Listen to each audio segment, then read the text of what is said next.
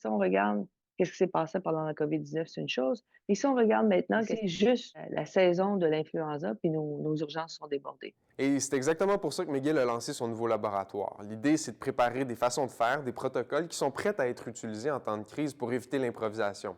Un autre aspect qui est très important, c'est la désinformation, c'est-à-dire qu'on veut préparer des stratégies et outiller le personnel médical sur le terrain pour mieux les aider à contrer la désinformation. Parce que je pense qu'un grand enjeu aujourd'hui en temps de crise, puis ça, c'est un de nos piliers forts de notre laboratoire, c'est la mésinformation et la désinformation.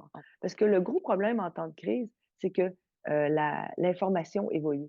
Et donc, ce qu'on a dit hier pourrait ne pas tenir. Et c'est ça qui a créé beaucoup de méfiance pendant la COVID-19. Parce que quand les gens parlent avec certitude, en moment d'incertitude, c'est pas un bon plan. L'ouverture de ce nouveau laboratoire survient au même moment où en Inde, actuellement, dans l'État du Bengale occidental, il y a une éclosion du virus Nipah. Donc, c'est un virus hein, qui a comme réservoir les chauves-souris, ça peut être aussi les cochons. Ça donne une maladie qui peut être assez foudroyante. Il y a quelques personnes qui vont être asymptomatiques.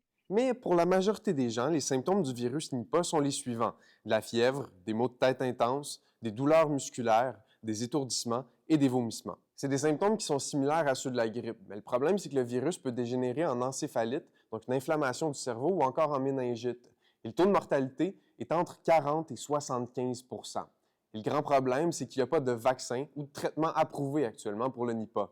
Il y a des essais cliniques qui sont en cours, qui sont faits par la Coalition des épidémies CEPI, qui ont investi plus de 150 millions pour développer soit un vaccin et aussi pour développer un traitement qui sont les anticorps antimonoclonaux. Le virus Nipah se transmet par un contact direct avec soit un animal ou une personne infectée.